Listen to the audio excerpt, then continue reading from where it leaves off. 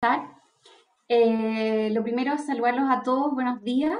Mi nombre es Libertad Triviño, yo soy investigadora de Confluir, que es una plataforma colaborativa que busca pensar y proponer políticas públicas basadas en la evidencia, pero también con una perspectiva ciudadana. Yo diría que eso es un poco lo que nos caracteriza. A nombre de Confluir les damos la bienvenida al quinto conversatorio de nuestro ciclo Confluir Constituyente, que es un espacio donde estamos intentando abordar temas que son relevantes de cara a este proceso constituyente. La idea es que este sea un proceso participativo, así que si es que tienen preguntas o comentarios, ¿cierto? Los pueden hacer por el chat y las vamos a intentar recoger en la última parte de la conversación. Asimismo, les voy a agradecer a todos que tengan la cámara apagada, los micrófonos apagados para que pueda ser más fluido el diálogo. Bueno, el conversatorio de hoy, la idea es conversar acerca de la relevancia de redactar una constitución con perspectiva de género. Y también abordar en el fondo todos los temas que eso conlleva y el desafío que eso significa, ¿ya? Para eso tenemos varias invitadas, que son una invitada de lujo, yo diría. Les quiero agradecer nuevamente por haber aceptado la invitación. La primera de ellas es Verónica Undurraga. Ella es académica de la Universidad Adolfo Ibáñez, doctora en Derecho por la Universidad de Chile y magíster en Derecho de la Universidad de Columbia. Verónica se ha desempeñado como consultora de organismos internacionales y gubernamentales. Sus intereses académicos se concentran en el derecho constitucional, los derechos humanos, los estudios de género y especialmente en los temas de derechos sexuales, reproductivos, salud y no discriminación.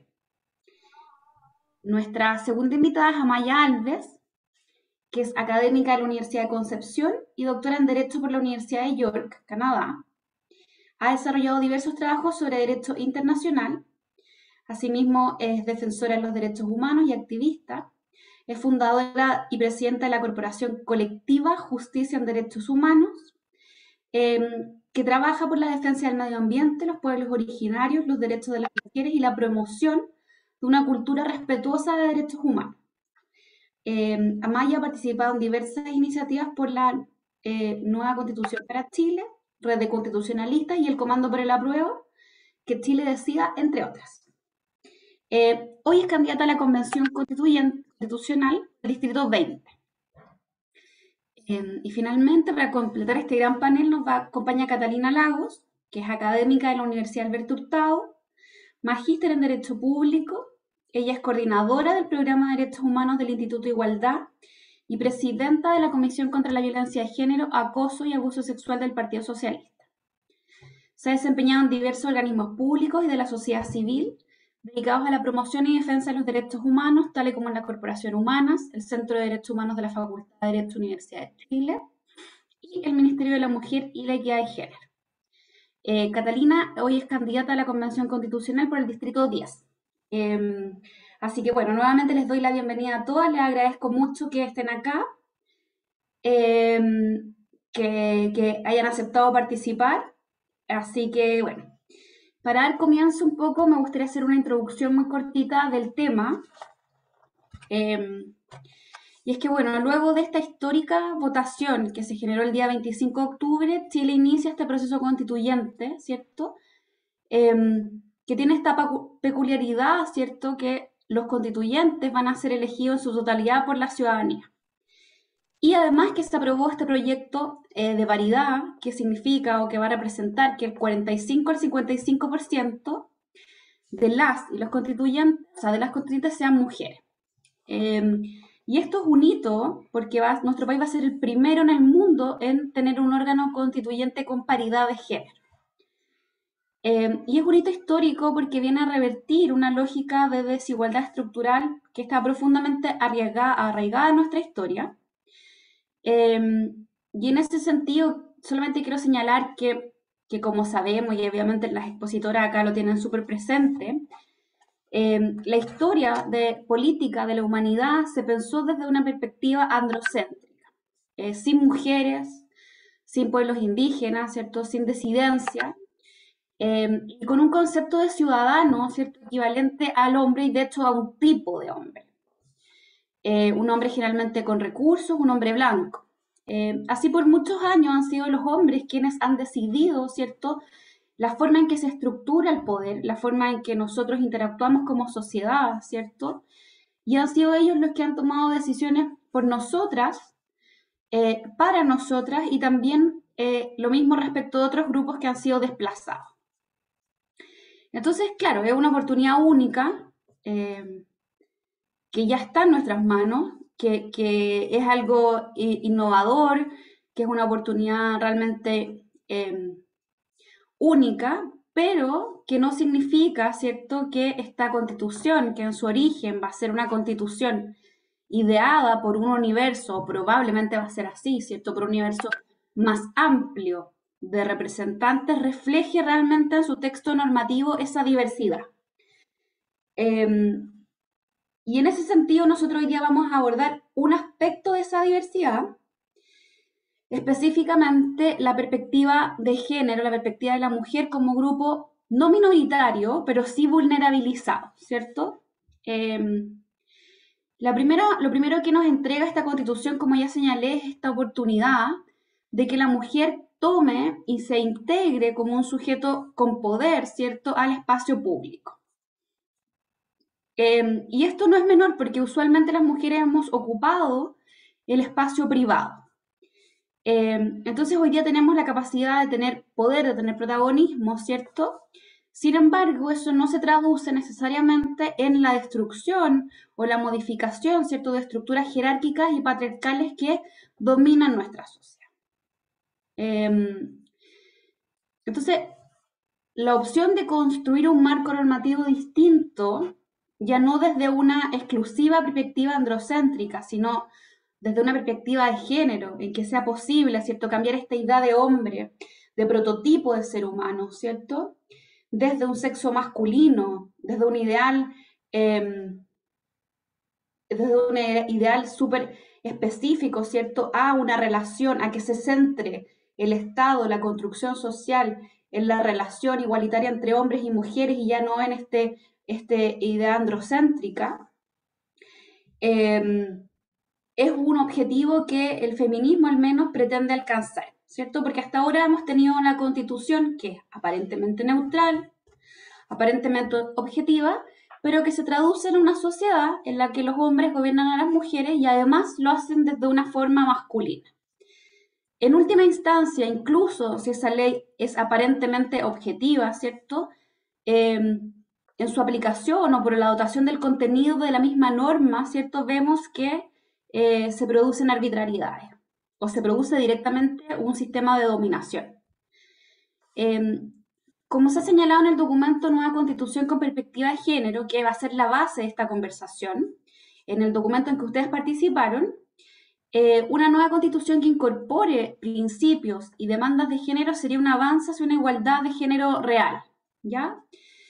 Ejemplos de eso podrían ser el derecho a vivir en una vida sin violencia, principios como el de igualdad sustantiva y no discriminación, y también una constitución con perspectiva de género facilitaría la inclusión de realidades que han sido históricamente excluidas, ¿ya?, por no encajar en esta norma tradicional de ciudadano, como son los pueblos indígenas, ¿cierto?, afrodescendientes, personas de la diversidad y disidencia sexual.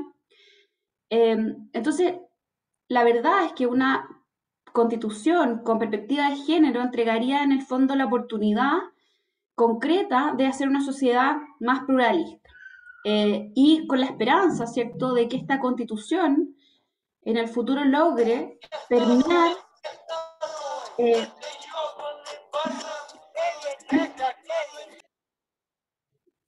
en el fondo con la expectativa, con la ilusión de que esta norma constitucional logre permear todo nuestro sistema y se vuelva realmente hacia una cultura jurídica más inclusiva, hacia un Estado más democrático, hasta organizaciones que consideren como principios rectores la igualdad, ¿cierto? Eso es como una idea más o menos general del panorama.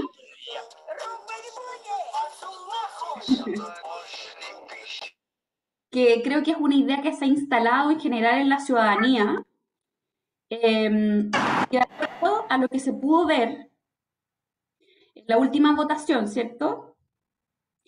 De acuerdo a lo último que se pudo ver en la última votación, es lo que en el fondo sí la ciudadanía quiere. Sin embargo, la gran pregunta en el fondo es cómo todo esto que parece que todos acordamos, parece que todos deseamos, ¿cierto?, se puede traducir en el texto constitucional. Y por eso en el fondo están invitados hoy día las grandes panelistas que ya presenté, para ver cómo podemos hacer esta inclusión real. Bueno, y como les decía, la conversación se va a centrar un poco en este documento en el cual han participado nuestras tres invitadas. Eh, para no seguirles lateando, porque yo sé que nadie me vino a escuchar a mí, ¿cierto? Siguiendo la línea de lo que ya señalé, me gustaría preguntarle un poco a las panelistas, bueno, suponiendo, ¿cierto?, que todas coinciden en que queremos avanzar hacia una perspectiva de género, eh, para lograr eso, o en esa línea, ¿cuáles podrían ser los aspectos centrales, ¿cierto?, o principios que debería abordar la Constitución en cuanto a perspectiva de género? No sé quién quiere partir. Voy a hacer en el orden que veo en el computador. Cata. Ya, gracias, bueno, gracias a Confluir por la invitación. Es un placer estar aquí con tan queridas amigas como Libertad, Lavero y Amaya. En cuanto a los principios que debiese incluir, bueno, tú hiciste una muy buena introducción, porque siempre hay que partir desde el diagnóstico, ¿cierto? Y luego ofrecer soluciones. Y el diagnóstico es que la constitución actual que tenemos, la constitución del 80, es una constitución de carácter androcéntrica, ¿cierto? Porque tú bien lo decías, bueno, utiliza un lenguaje masculino globalizador, tenemos que avanzar hacia un lenguaje neutro, ¿cierto? O inclusivo, pero en lo sustantivo además está construida sobre un modelo masculino, como tú muy bien planteabas, y eso ha implicado que las experiencias y principales problemáticas de las mujeres han estado excluidas del texto constitucional. Entonces, las cuestiones que nos afectan y que impactan de manera sustantiva en el goce de nuestros derechos, como la violencia de género, como la subrepresentación política, como la dificultad en el acceso y en la permanencia en el trabajo, porque las mujeres trabajamos menos que los hombres, ¿cierto? Y en condiciones mucho más precarias, informales.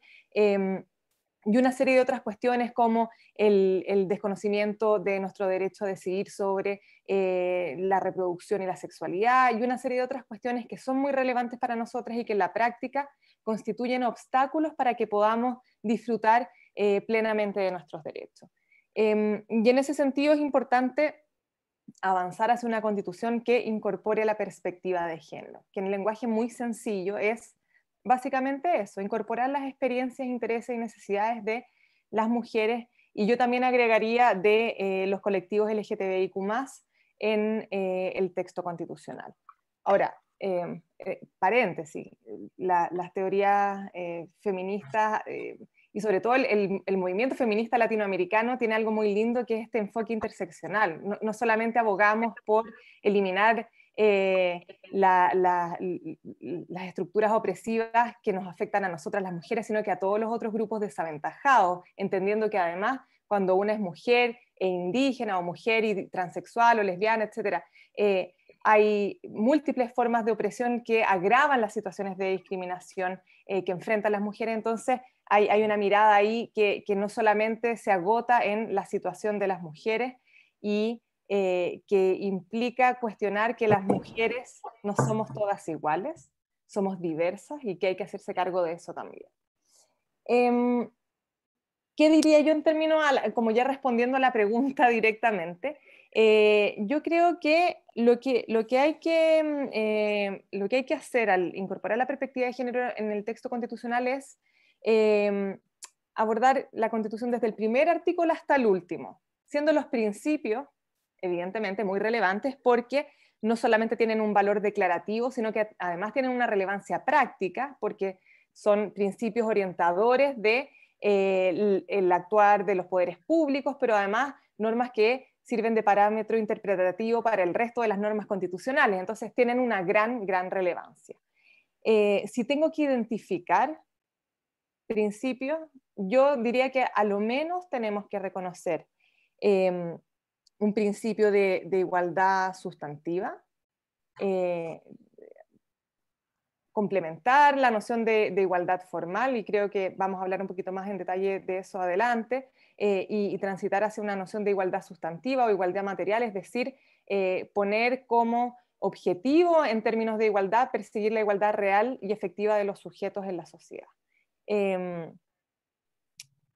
Atendiendo que estamos en una situación estructural de discriminación. Entonces, no es lo mismo hacer la afirmación de la igualdad formal, que es lo que tenemos hoy día, la Constitución del 80, a partir de la reforma constitucional que se hizo el año 99, en que se incluye una frase, ¿cierto?, en el artículo 19, número 2, que dice hombres y mujeres son iguales ante la ley. Ahí ya se establece, ¿cierto?, un mandato de igualdad formal en el sentido de igualdad en la ley y en la aplicación de la ley, pero eso no fue suficiente para revertir la situación de discriminación estructural en la que nos hallamos, porque no atiende a la realidad en la que estamos insertas, ni entrega herramientas al Estado para eliminar las estructuras opresivas a las que nos encontramos afectas.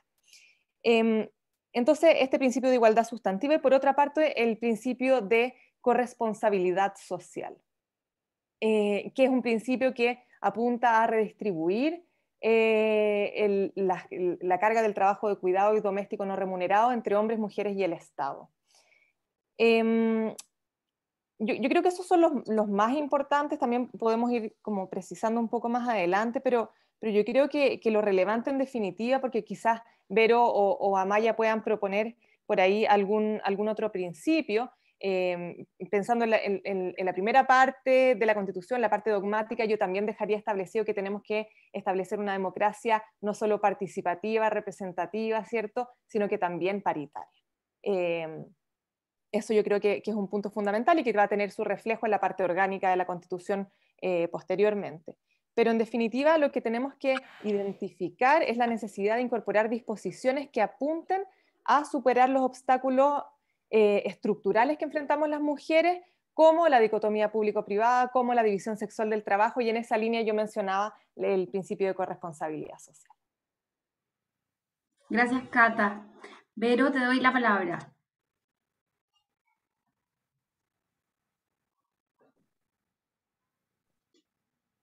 Ahí sí. Bueno, es que ya la capacidad de síntesis de la Cata es impresionante, porque básicamente lo dijo todo, así que lo siento, Maya, pero a ti ya no va a ser muy difícil decir algo nuevo después de lo que dijo Catalina. Yo estoy totalmente de acuerdo. En el fondo, que es o sea, en todos los principios, justo cuando dije ya, por lo menos puedo agregar paridad, agrego la paridad al final. Entonces, estoy totalmente de acuerdo con el conjunto y con el diagnóstico que hizo la Cata. Quizás como para, digamos, complementar solamente, la perspectiva de género en el fondo es una metodología y se puede explicar de forma distinta, pero una forma típica, y que es lo que Catherine Butler hablaba de hacer la pregunta por la mujer, la pregunta de la mujer, y que en realidad no es una pregunta, yo digo, ella misma lo dice, sino que es una serie de preguntas, y que cuando uno las repite en forma sistemática se convierte en un método, ¿no es cierto? Y básicamente cuando la Cata decía, bueno, esto desde el artículo 1 hasta el final, claro, o sea, se trata de ver todos los temas constitucionales o todo lo que se discuta pensando en las implicancias que tiene para un sujeto, lo que tú decías, libertad, o sea, pensando explícitamente, en forma intencionada, en un sujeto que es plural, digamos, distinto, es hombre, mujer, es indígena, no es indígena, discapacitado, no es discapacitado, es digamos, migrante, no migrante. Entonces, y en ese sentido, claro, el feminismo también, si no es un feminismo, lo que se llama un feminismo interseccional, tampoco no es feminista, digamos, en el sentido completo, porque agarraría solo un pedacito de la experiencia de las mujeres. O sea, no hay una experiencia de las mujeres, hay muchas según cómo se complementan las identidades de las distintas mujeres. Entonces, en realidad, el feminismo no puede sino ser interseccional. Lo que pasa es que es difícil aplicar un método interseccional. Es costoso, es difícil, pero estamos apuntando hacia un estándar, hacia un ideal, ¿no es cierto? Y la idea es, cada vez que uno discute un tema, preguntarse en el fondo, si estoy pensando ese tema desde la perspectiva de cómo va a impactar en la vida de todas las personas que constituyen quienes vamos a vivir bajo esta constitución. Y específicamente como la de las mujeres en toda su diversidad, nunca ha estado presente en la historia del constitucionalismo ese punto de vista, sino que solo por representación se supone de los digamos, de los hombres, ya sea porque el hombre representa a su familia o porque el político representa a sus representados, pero el político siempre ha sido hombre, se supone que representa también a sus representadas mujeres, pero en la realidad sabemos que eso no es así, porque un tema epistemológico en el fondo si uno no ha estado en una posición es más difícil comprenderla, ¿no? Entonces, ahora estamos en una situación que es como una ventana y es como ideal en el sentido de que sí va a haber un número prácticamente igual de mujeres que de hombres en la convención y por lo tanto podemos intencionar esa mirada de género en la Constitución. Y yo insistiría un poco en algo que dijo la Cata. Hay algo que es muy importante y es de dónde partimos. Y es, todas las constituciones plantean objetivos y desafíos. Y digamos, como constituciones, ¿no es cierto? Que es el desafío de cómo vamos a organizar una convivencia justa bajo el Estado, ¿no? Entonces, y respecto de la cual podamos todos los individuos que estamos viviendo bajo ese Estado consentir, ¿no es cierto? Y entonces cuando ese es el tema, digamos, es el propósito de una constitución, pero además cada constitución histórica tiene que hacerse cargo de ciertos desafíos de su época, ¿no?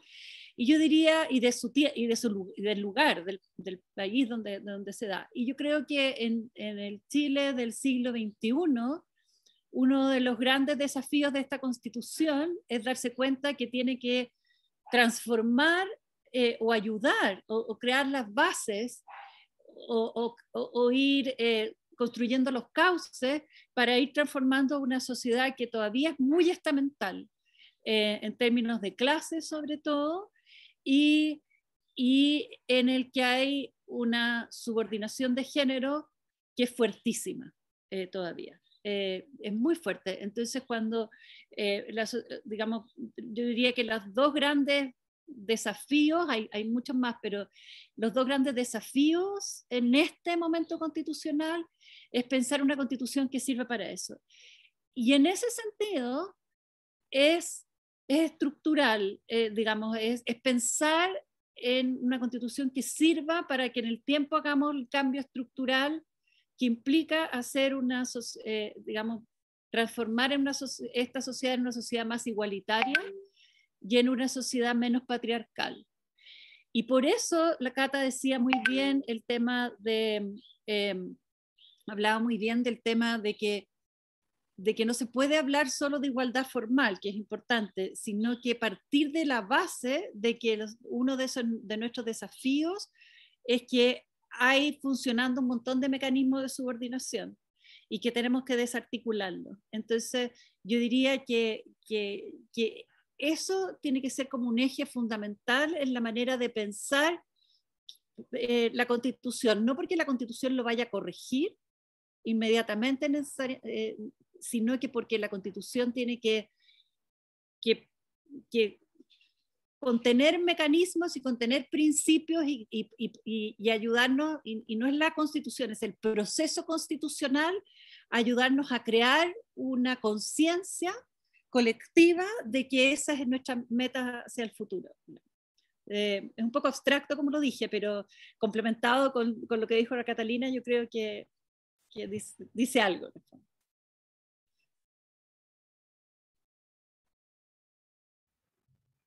Muchas gracias, Vero. Amaya, ¿quedó algo que se puede decir todavía? Sí, yo pienso que sí, aquí desde el sur algo haremos. Muy buenas tardes y muchas gracias por la invitación a Confluir, es un agrado, lo vuelvo a repetir porque es real estar con Verónica y con Catalina y con Libertad, todas colegas queridas. Y hay algo en eso, fíjate, mi experiencia más bonita y provechosa de los últimos años ha sido trabajando con colegas y me gusta mucho esa idea de que podemos trabajar de manera colaborativa, incluso sin conocernos. Me ha tocado llegar a espacios en que somos un grupo grandote y no nos conocemos y las cosas fluyen bien. Y eso me da esperanza de cara a la Convención Constitucional. Porque finalmente la experiencia del patriarcado también es transversal. Yo creo que solo eso hizo posible la Ley de Reforma Constitucional a 21.216 que estableció la paridad en las candidaturas y en el resultado. El trabajo intenso de la red de politólogas, a quienes habría que destacar, pero además de eso, a la experiencia real de tener muchas dificultades las parlamentarias para ejercer su trabajo en fondo en igualdad. Es increíble, como que un poco el desafío no es pedir nada distinto, es pedir lo mismo. Y eso ya parece que hubiese que justificarlo. O sea, déjeme hablar el mismo minuto que usted acaba de hablar, cosas de ese estilo que... Y lo otro que quería decir, que este cambio puede producir cierto temor. Y a mí me dio un poquito de susto cuando yo escuché esa música inicial de esta transmisión, porque me ha pasado no en pocas reuniones que se meten, supongo que son personas, con ataques de ciberviolencia bien tremendo. Y nos dimos cuenta que hay un elemento en común. Suelen ser charlas vinculadas a mujeres o a pueblos originarios. Esas serían las dos temáticas. Yo cada vez que me ha tocado, y es bien tremendo porque es bien violento. Entonces, uno diría, hay un cierto temor y sería súper interesante un poco poner sobre la mesa quién tiene temor de un cambio que a la inmensa mayoría le parece justo, me da la impresión. Somos la mitad de la población, las mujeres. Y además no hay que presentarlo en términos binarios. Aquí hay espacio para toda esa diversidad.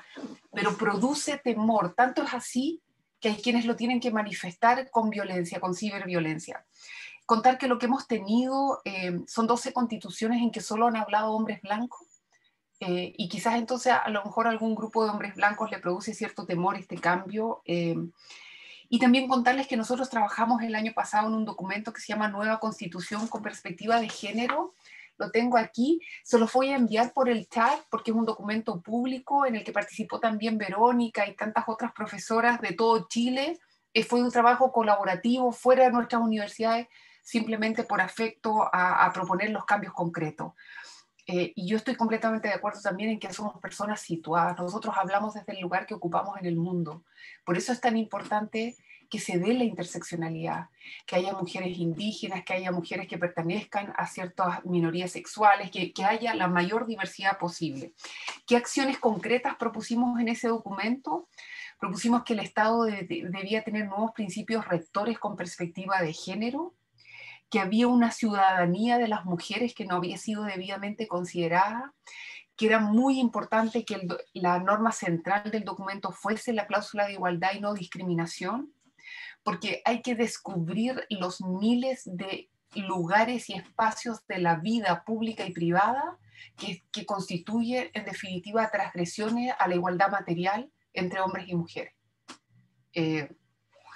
Había que crear también, hay que crear un catálogo de derechos humanos con perspectiva de género e incorporar derechos que hasta ahora no han sido debidamente incorporados, como el derecho a la salud sexual y reproductiva, el derecho al cuidado sanitario, el derecho al trabajo y la equidad salarial, el derecho a la seguridad social y al ingreso básico universal y el derecho a vivir una vida libre de violencia.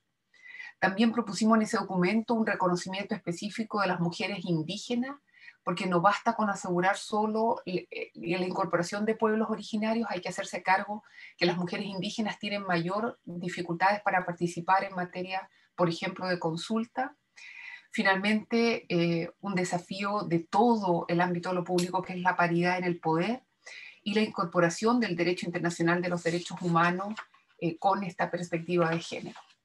Hay un deber de armonización con el derecho internacional de los derechos humanos que debe tener también perspectiva de género. Y en ese mismo documento, yo creo que quizás es un gran aporte, hay un glosario, porque me parece que a veces usamos terminología, o las personas usan terminología con bastante desconocimiento, y eso, ¿no es cierto?, puede llevar a ciertas confusiones, para decirlo en términos políticamente correctos. Eso por ahora, Libertad, y si quieres después podemos, no sé, profundizar en alguno de los aspectos.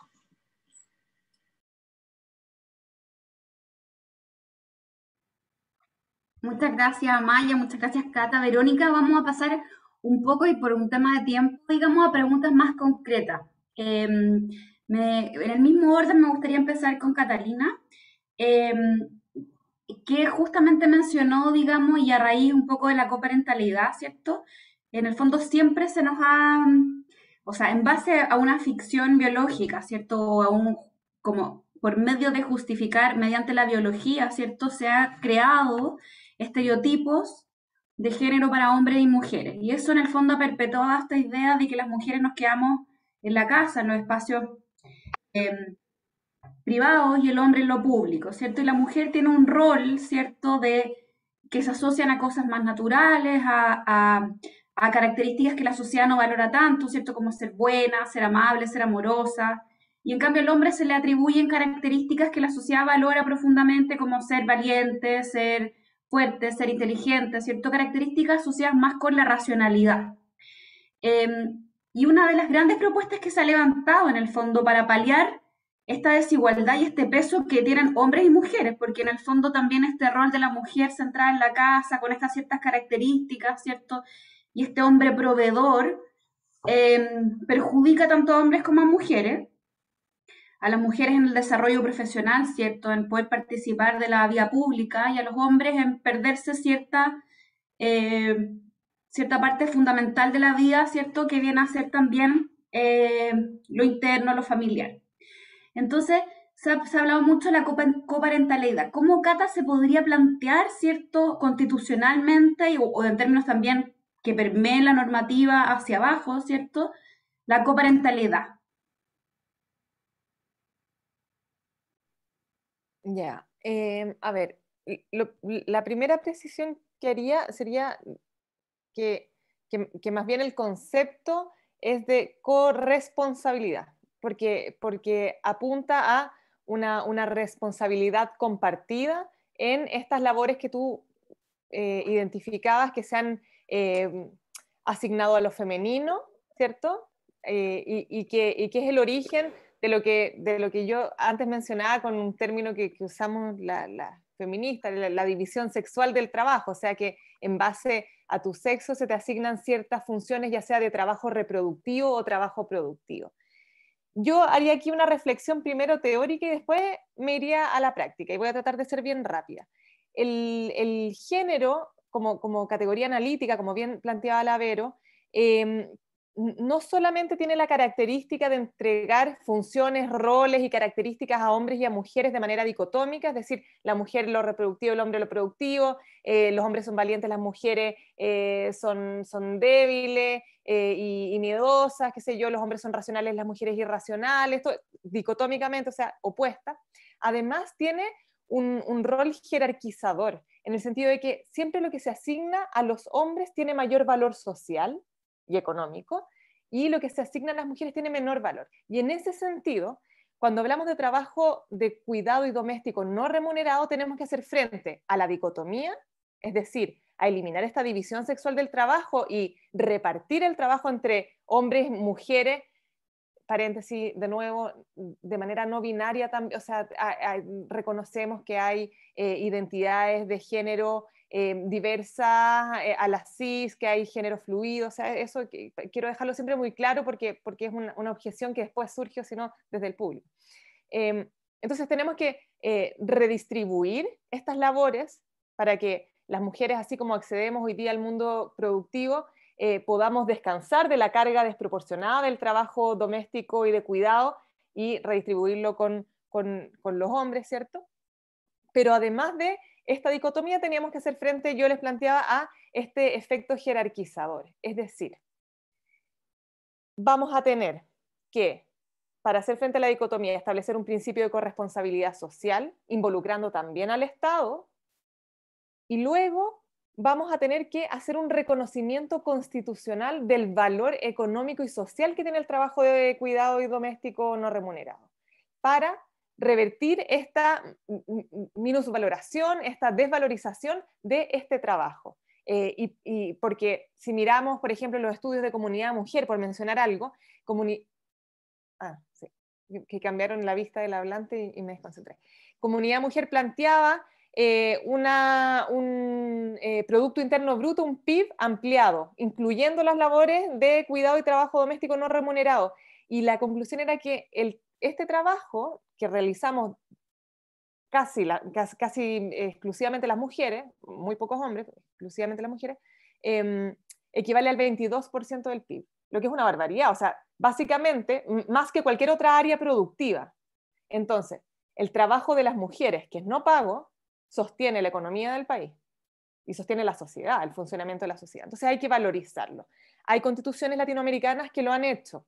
Por ejemplo, la del Ecuador, que reconoce el trabajo de cuidado y doméstico no remunerado como trabajo productivo. La Constitución de Venezuela, que reconoce este trabajo como en términos de su valor económico, ¿ya?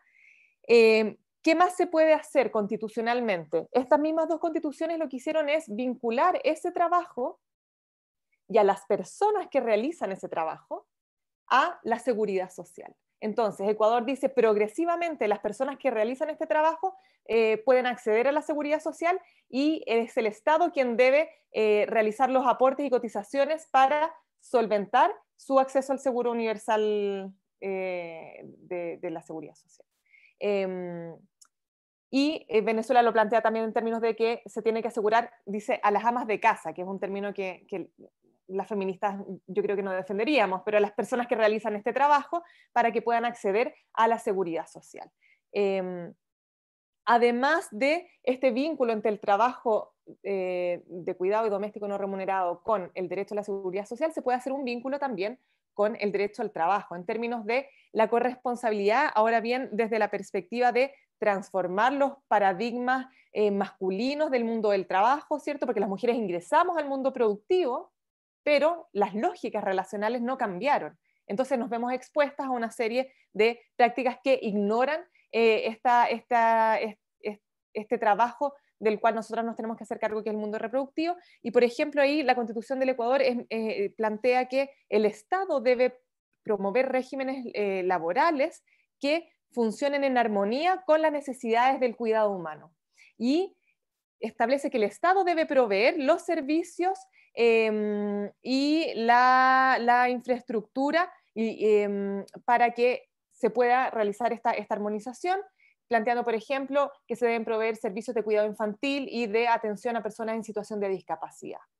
Ya, o sea, hay maneras de hacerlo, hay experiencias comparadas, y yo menciono siempre las latinoamericanas porque, como planteaba muy bien la Maya, en un principio todas las reflexiones y análisis tienen que ser situados y nosotros estamos insertos en un contexto, ¿cierto?, regional que no podemos eludir, aunque en general a todos les gusta nombrar los ejemplos europeos. Yo creo que es importante mirarnos a los vecinos y aprender de esas experiencias, porque aunque los textos constitucionales lo planteen, no necesariamente se han hecho realidad, y ahí tenemos que hacernos cargo de establecer mecanismos en la parte orgánica de la Constitución para que esas declaraciones puedan volverse realidad.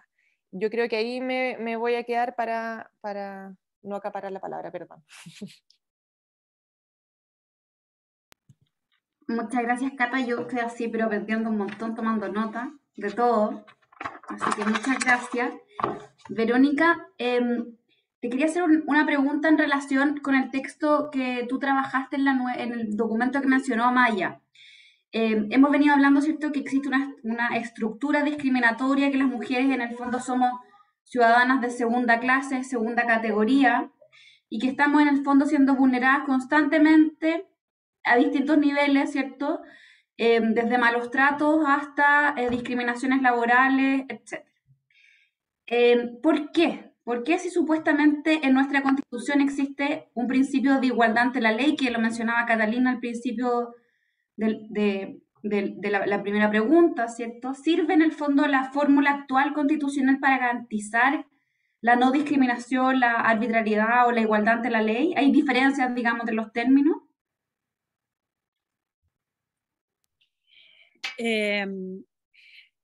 A ver, a veces las fórmulas constitucionales adquieren cierta vida propia, ¿no es cierto? Gracias a la interpretación, gracias en el fondo a que las constituciones son de alguna manera, así como se dice de los tratados, también las constituciones tienen una cierta vida, ¿no es cierto? Son como árboles que se les van saliendo ramitas y por lo tanto el significado original que se les daba a ciertos términos puede ir variando en el tiempo con interpretaciones más evolutivas, más progresistas. Entonces,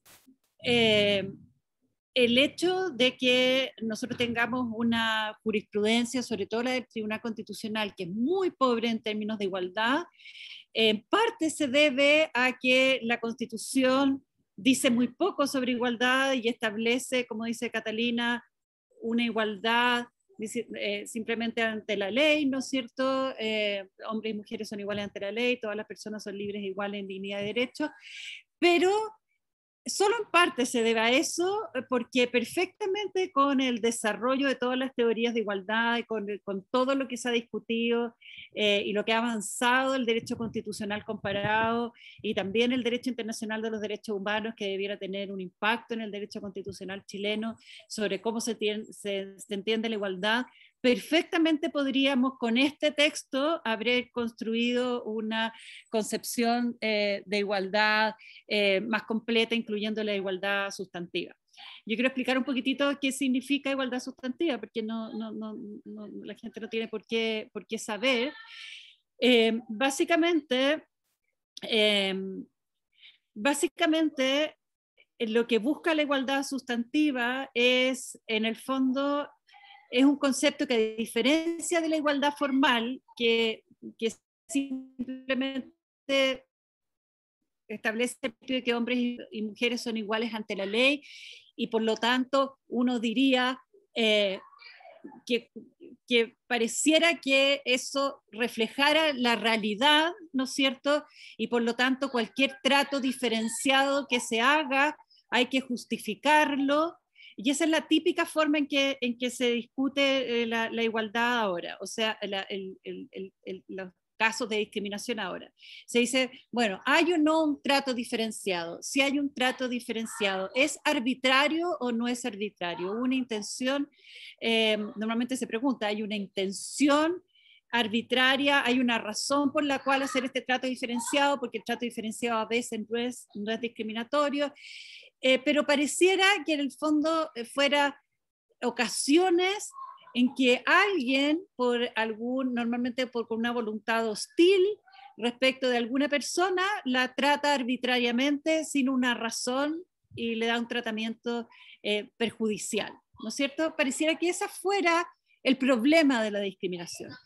En cambio, cuando uno lo mira desde la concepción de igualdad sustantiva, el problema de la discriminación no es ese. El problema de la discriminación es reconocer que hay ciertos grupos, y entre ellos las mujeres, que es más que un grupo, digamos, un colectivo, ¿no es cierto?, que hay ciertos colectivos de la sociedad que se encuentran en una situación de menor poder económico, menor poder político, menor poder simbólico, menor poder cultural.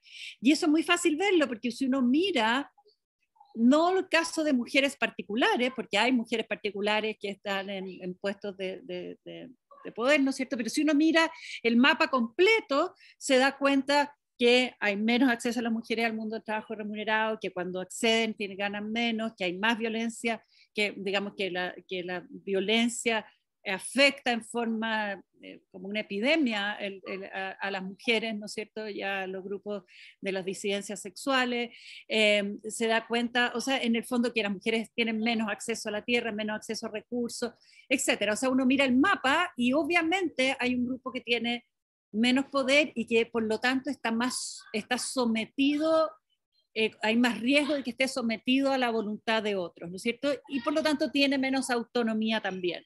Autonomía, desde la autonomía física hasta, por ejemplo, veamos el caso de la capacidad de decidir sobre qué hacer sobre el propio cuerpo, pero también autonomía física para protegerse de la violencia, ¿no es cierto? Hasta autonomía económica, las mujeres tienen mucha menos autonomía económica, etc. Entonces, la primera idea de la igualdad sustantiva es que es un concepto que que no es simétrico, es asimétrico. Y entonces dice, tenemos un problema. Parte de la idea de que tenemos un problema sin que nadie haga nada, digamos así. Antes de que nadie tenga un gesto hostil hacia nosotros, tenemos un problema, en el fondo, de que hay grupos subordinados a otros, ¿no? Y para una sociedad, para un Estado, tener una sociedad con esas características es muy problemático, y es un problema, digamos, tan grave que es a nivel constitucional, es uno de los principales problemas públicos que tenemos, ¿no? Entonces es una concepción asimétrica. En ese sentido tenemos un problema, tenemos que desarticular esta desigualdad estructural. Lo siguiente es que cuando hay grupos subordinados, también hay menos valoración de esos grupos, y eso se ve en el tema de los estereotipos, que los estereotipos también digamos, refuerzan la subordinación, le quitan autonomía a las personas porque las meten en ciertos roles de los cuales no se pueden salir, y cuando se salen los castigan, digamos, socialmente, ¿no es cierto? Y además hay una falta de reconocimiento del valor de alguien que está subordinado. Por lo tanto, la igualdad sustantiva también tiene digamos, un propósito de asegurar reconocimiento, ¿no? Asegurar reconocimiento, que la gente no sea tratada de forma indigna, que no sea objeto de humillaciones, que no sea objeto de violencia, y que su valor se reconozca en igualdad de condiciones con el resto, ¿no? El tercer punto es que tiene, en el fondo, busca que estas personas que normalmente están marginadas de muchos espacios valiosos de la sociedad se integren. Entonces también, en ese sentido, la participación es muy importante. Por eso también la participación, una constitución que piense la democracia como una democracia participativa, es muy importante. O sea, la integración política, comunitaria, etcétera, es fundamental. Y por último, un poco lo que decía Catalina, o sea, si vivimos en una situación de desigualdad estructural, el problema, por ponerlo en un ejemplo, el problema no es de las mujeres que les cuesta ser malabaristas, digamos, y como salía en una carta hace poco, y compatibilizar la vida de familia y la crianza con el trabajo. El plantearlo así ya es un sesgo, porque deberíamos plantearlo como es un problema de la estructuración del mundo del trabajo que no está hecho para todo tipo de ser humano, o por lo menos para la mitad de los seres humanos. Entonces, el cuarto punto de la igualdad sustantiva es un punto, es que es una igualdad transformadora de estructuras para incorporar a los grupos, digamos, a los grupos que están marginados y hacer que no necesiten asimilarse sino que la estructura se haga, como se dice en otro lenguaje, se haga amigable a todo tipo de personas sin que esa persona tenga que renunciar a lo que es, ¿no? Que las mujeres, por ejemplo, no tengan que renunciar a la maternidad, como muchas renuncian, digamos, por poder trabajar, ¿no? Entonces, esa es como la idea de igualdad sustantiva. Es una igualdad que busca la participación, que busca la integración, que busca el transformar las estructuras, que busca el reconocimiento y que parte de la base de que es asimétrica, porque hay que corregir un problema.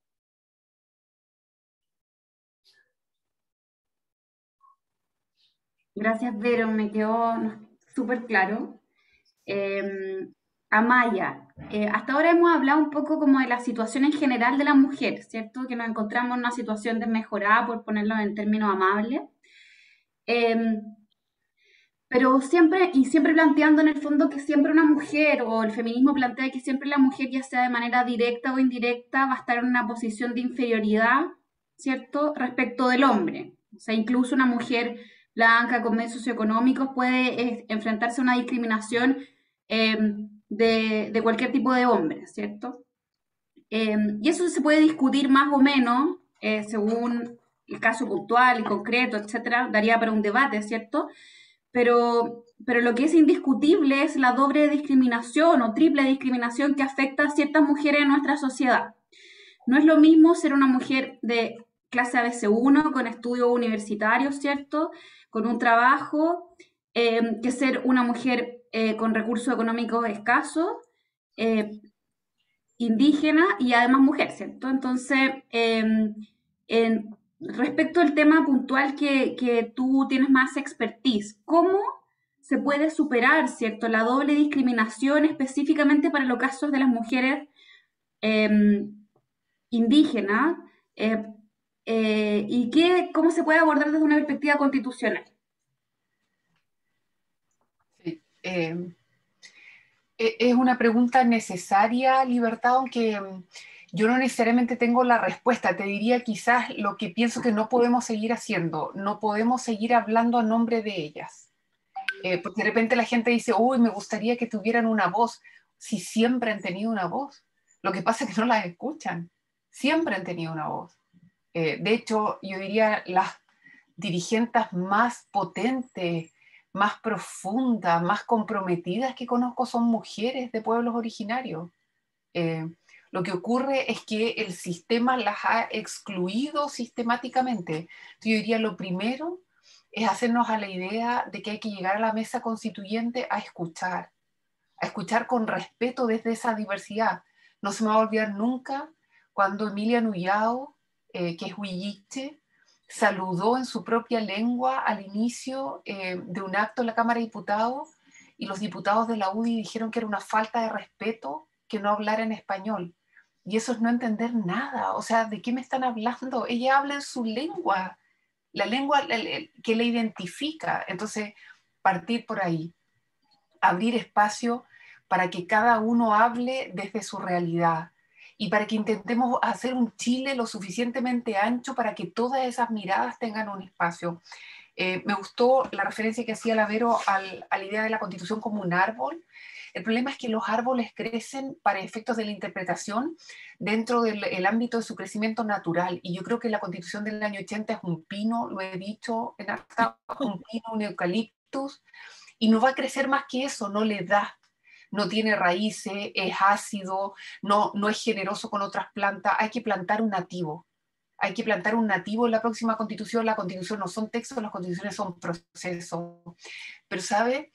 También quería decir esto, Libertad, en otros lados en que ha habido procesos como este, a mí me tocó vivirlo específicamente en Canadá, había también una actitud respecto de quienes han sido tradicionalmente excluidos, de dejar de pensar que el rol de explicar esto me toca a mí. O sea, yo soy mujer y yo voy a tener que no solo sufrir las asimetrías, sino que además voy a tener que persuadir al otro de que está haciendo, en el fondo, está perpetuando el patriarcado. Entonces, Fíjate que al principio lo encontré duro y después le encontré toda la razón. Cuando pasaban cosas así, como discriminaciones arbitrarias, la respuesta desde, por ejemplo, el líder indígena era: yo no tengo tiempo para educarte, pero edúcate, por favor.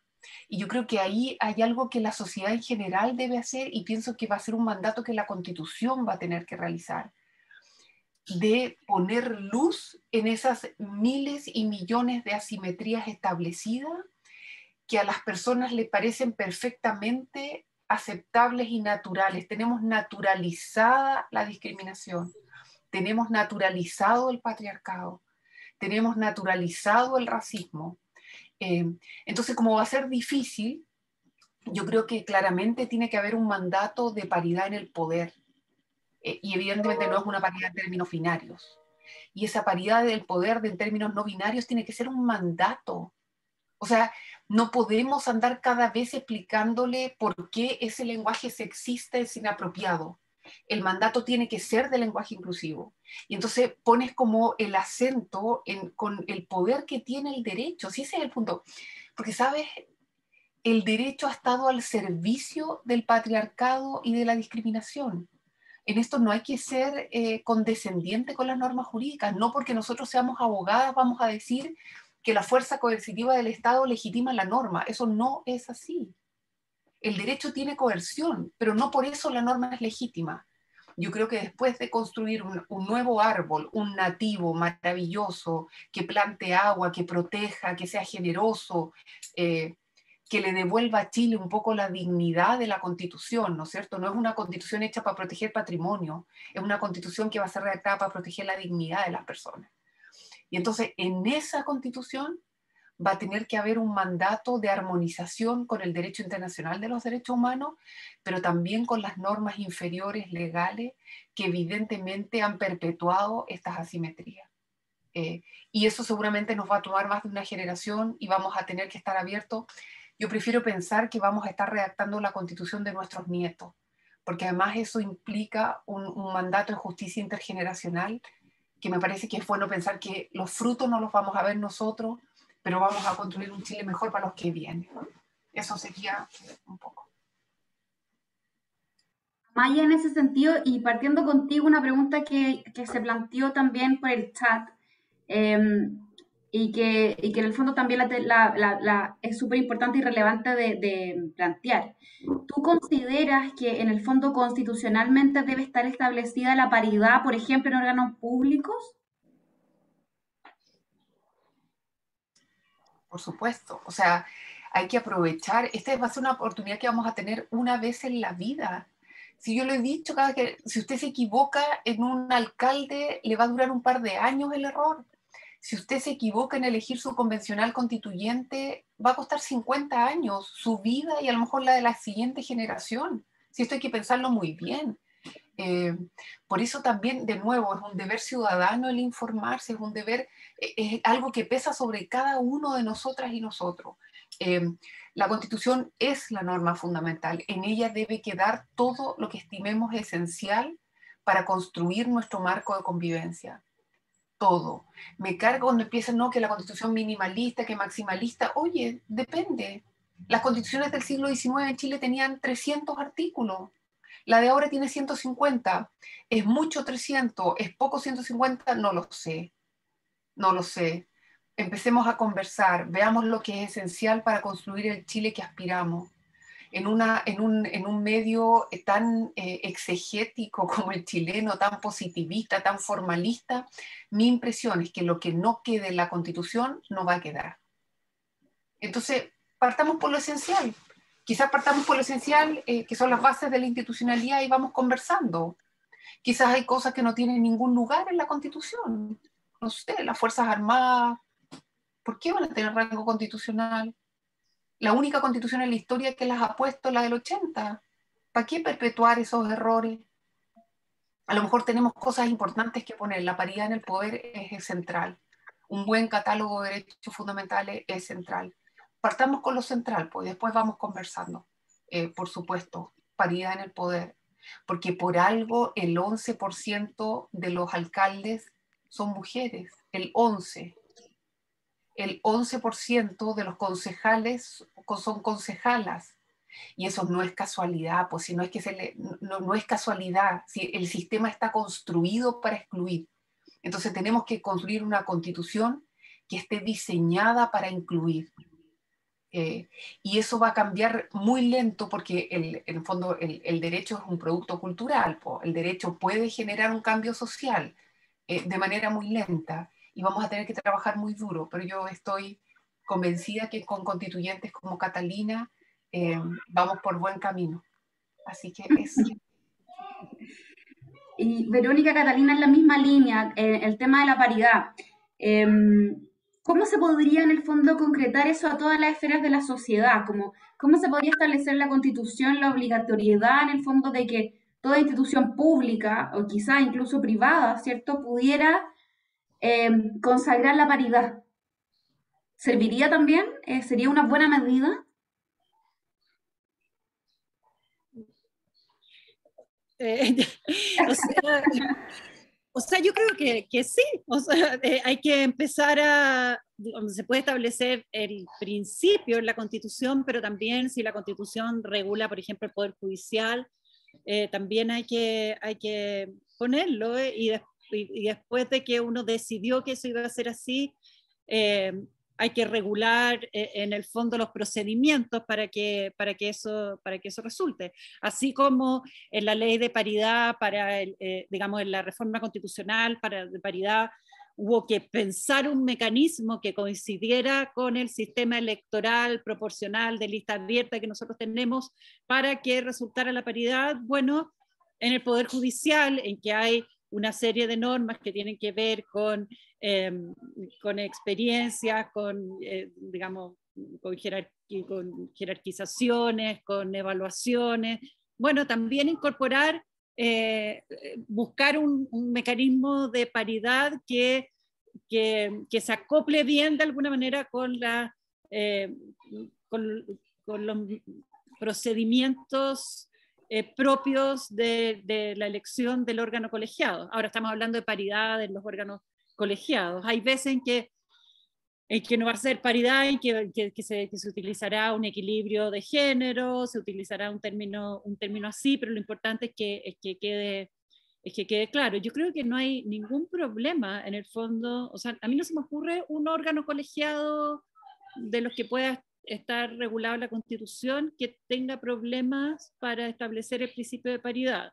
Y después ya es un tema de imaginación, digamos, más procesal de cómo se redacta o sea, cómo se piensa el mecanismo para que funcione. Pero en México, por ejemplo, en justicia electoral y en el Poder Judicial ya hay reglas de paridad y ya hay jurisprudencia y se ha discutido y funciona. O sea, no veo que haya problema. Otra cosa, digamos, hay otros que son cargos de elección, por lo menos ahora, digamos, en el régimen político que tenemos, los ministros los elige el presidente, ¿no es cierto?, o la presidenta. Bueno, también uno podría establecer ahí un principio. Uno no puede imponerle quiénes van a ser los nombres, pero uno podría establecer un principio de paridad. Y en el funcionamiento de la alta dirección pública puede ser un criterio, como es el criterio en la selección en algunos organismos internacionales, por ejemplo, que también ante iguales antecedentes se prefiere a la mujer si es que hay subrepresentación.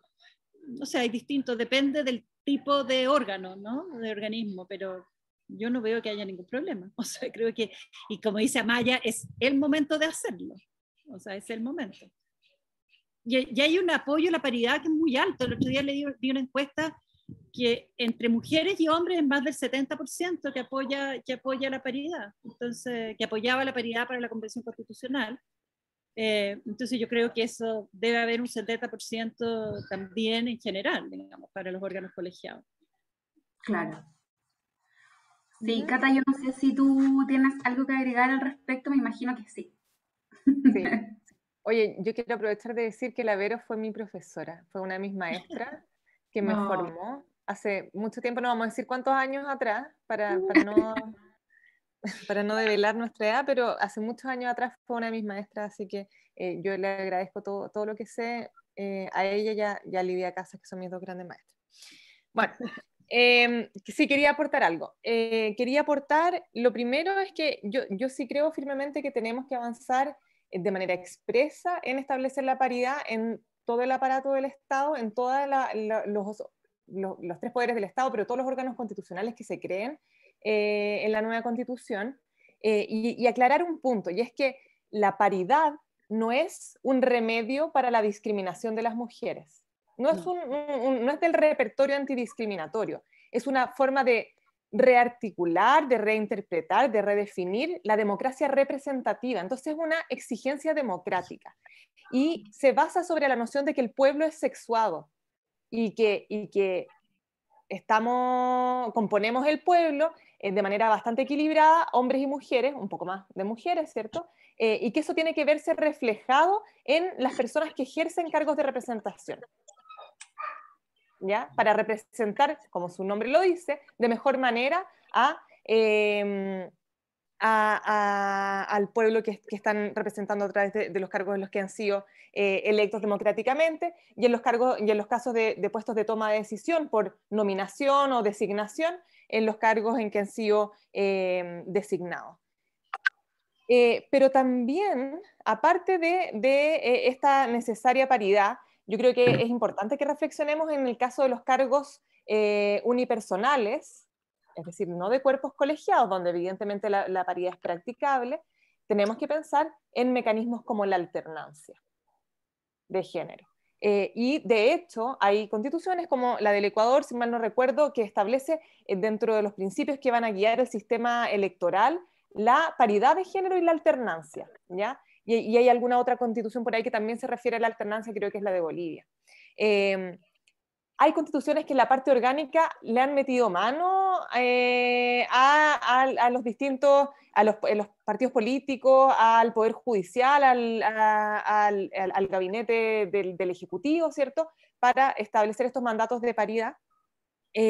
Y otras constituciones que más tímidamente han establecido ciertos mandatos como de participación equilibrada, de fomento, promoción de la participación de las mujeres, como Colombia y Perú, que son más antiguas que la del Ecuador y de Bolivia. También ahí hay una justificación histórica de por qué Ecuador y Bolivia avanzan con mayor decisión en la paridad propiamente tal. Y lo otro que quería decir es, bueno, ¿y por qué agotarnos en el aparato estatal? ¿Por qué solamente abocarnos a establecer estos mandatos o lineamientos al ámbito de lo público?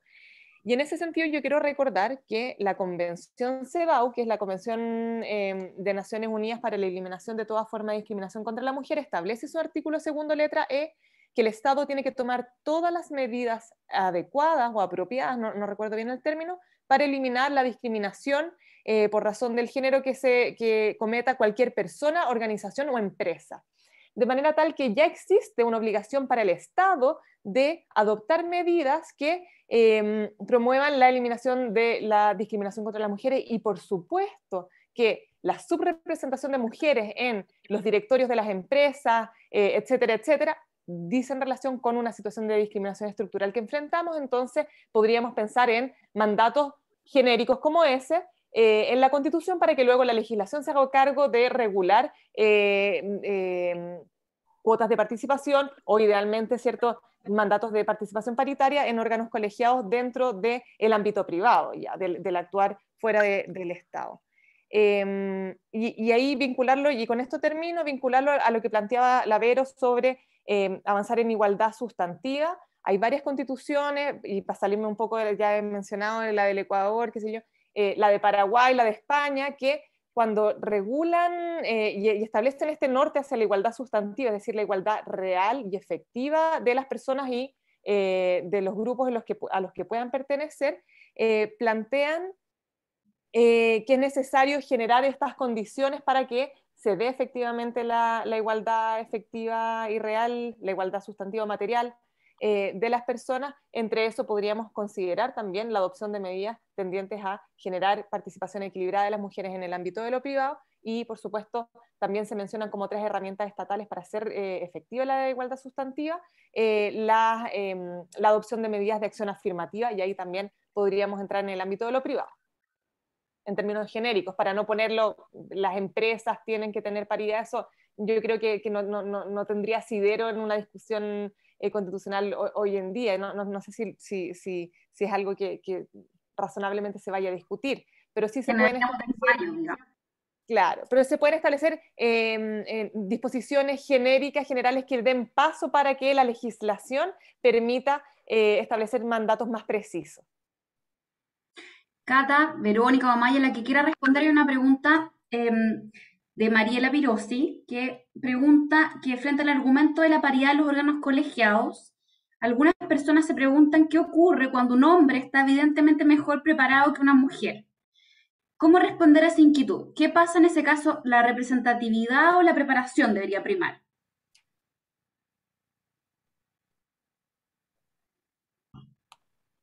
Es que yo puedo decir algo, Obvio, por no, favor.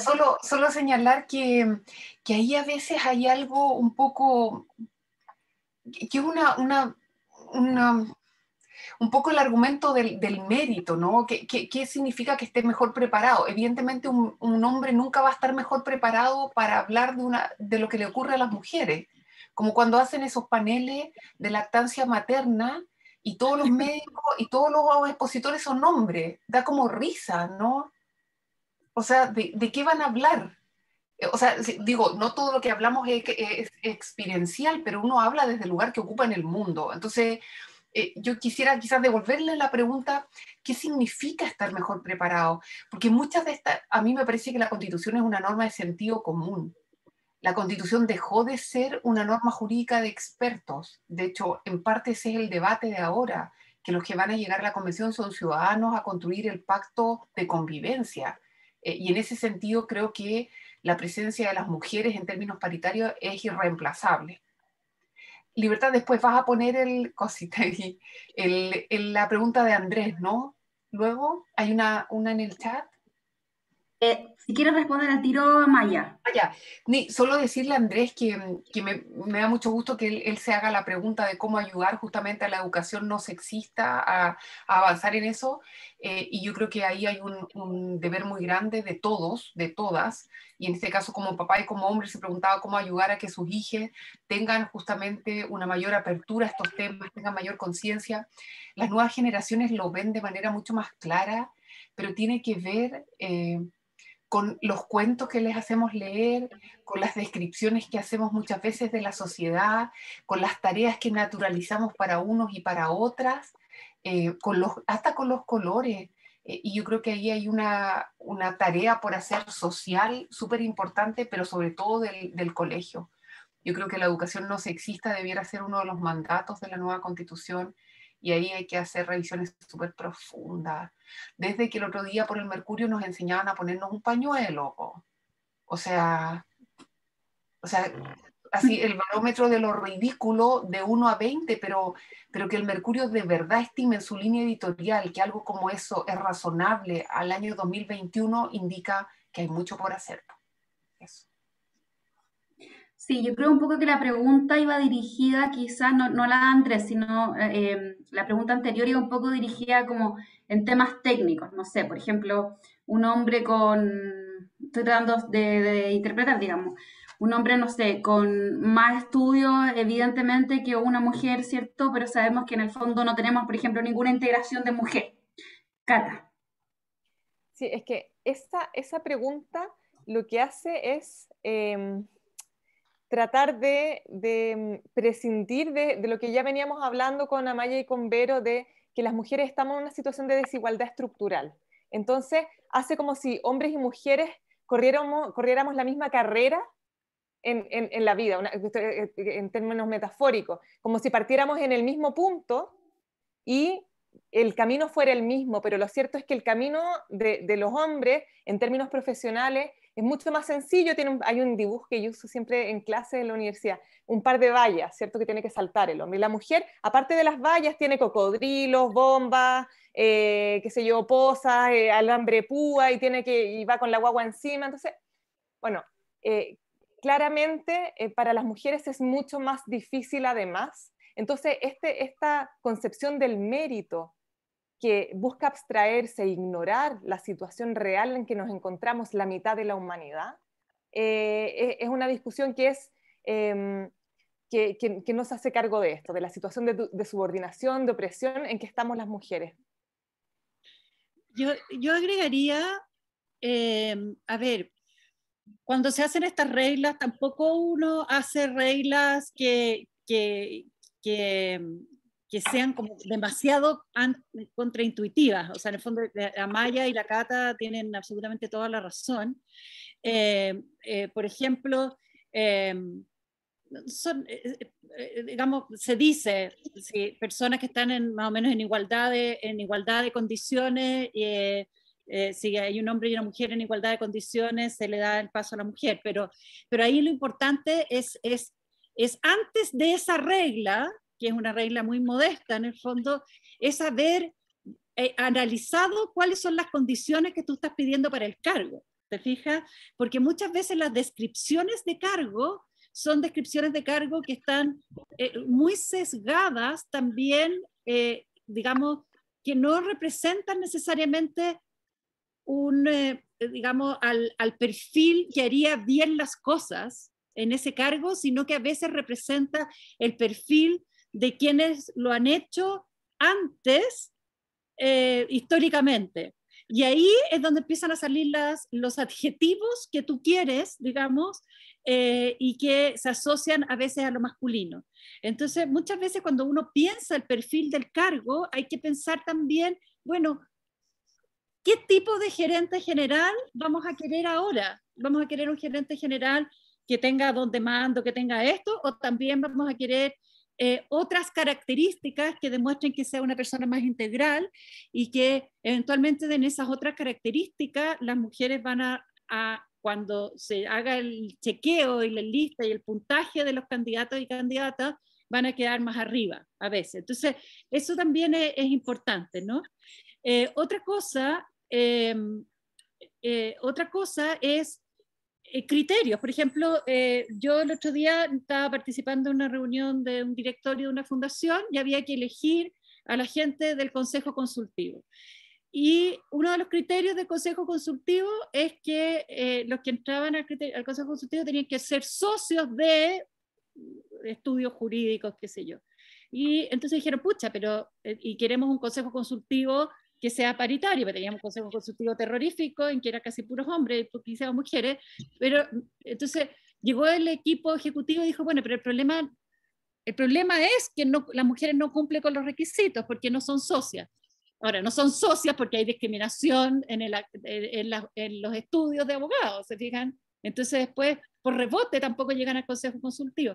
Entonces yo dije, no, ahí lo que hay que hacer es cambiar el requisito y ampliarlo a asociadas, digamos, de más de 5 años, de 8 años, o qué sé yo, ¿se fijan? Entonces, ese tipo digamos, cuando uno sabe cuál es el objetivo y uno se da cuenta que hay restricciones, digamos, que hay maneras de ampliar los perfiles de cargo, ampliar los requisitos, ampliar las condiciones que no ponen en riesgo digamos, la excelencia técnica del órgano al que uno quiere, digamos, buscarle candidatos, no lo ponen en riesgo en absoluto, porque o sea, nosotros todas sabemos que asociadas en estudios jurídicos que tengan más de 8 años de trabajo pueden ser más brillantes que los socios, o sea, así, firmo al tiro.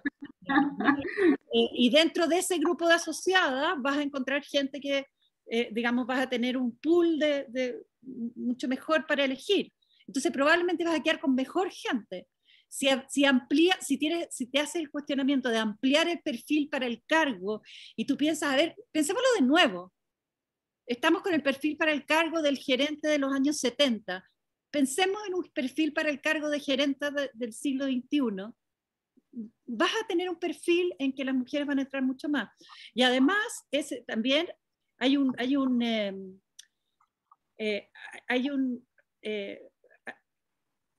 digamos, hay una comprensión en términos de preparación técnica, de preparación educacional, no tanto de experiencia, porque cuando empiezan a pedir tantos años de experiencia en cargos altos, ahí es donde las mujeres friegan, porque las mujeres tienen tejado de vidrio, techo de cristal, digamos, ¿no?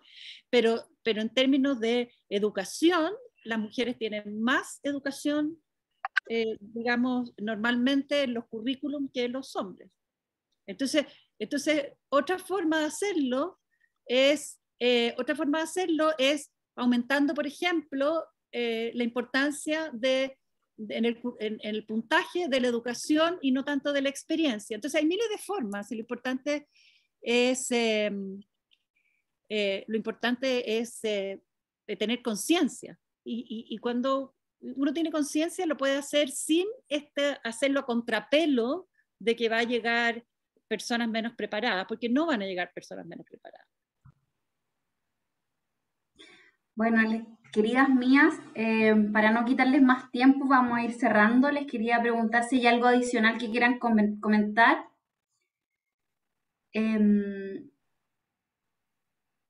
¿Cata? Yo solo sobre lo que preguntaba Andrés, a quien le mando un abrazo muy grande además.